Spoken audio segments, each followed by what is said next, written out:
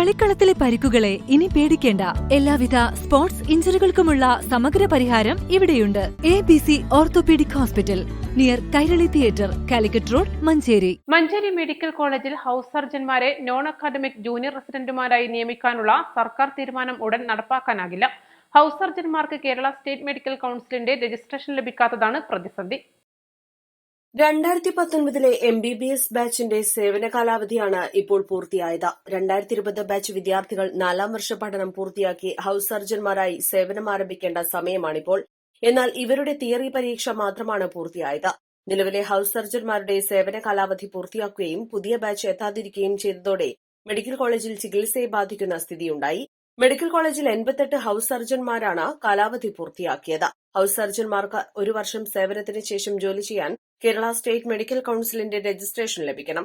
ഇതിന് ആദ്യം ആരോഗ്യ സർവകലാശാലയുടെ 2ാം പ്രൊവിഷണൽ രജിസ്ട്രേഷൻ നേടണം. 365 ദിവസം സേവനം ചെയ്തതിന്റെ രേഖകളും പ്രൊവിഷണൽ രജിസ്ട്രേഷനും ഉൾപ്പെടുത്തിയാണ് മെഡിക്കൽ കൌൺസിലിന്റെ രജിസ്ട്രേഷന് അപേക്ഷ സമർപ്പിക്കേണ്ടത്. ഇത് വേഗത്തിൽ ചെയ്യാനാകുമെന്നാണ് മെഡിക്കൽ കോളേജ് പ്രിൻസിപ്പൽ പറയുന്നത്. ജൂൺ 15 മുതൽ സെപ്റ്റംബർ 15 വരെയുള്ള 3 മാസത്തേക്കാണ് നോൺ അക്കാദമിക് ജൂനിയർ റെസിഡന്റുമാരുടെ നിയമന കാലാവധി.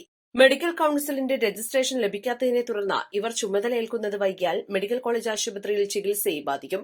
ആരോഗ്യ സർവകലാശാല പരീക്ഷാ തീയതി പ്രഖ്യാപിച്ച നടപടികൾ പൂർത്തിയാക്കിയെങ്കിൽ മാത്രമേ 2020 മെഡിക്കൽ വിദ്യാർത്ഥികളുടെ ബാച്ച് ഹൌസ് സർജൻമാരായി സേവനം ചെയ്യാനെത്തുകയുള്ളൂ.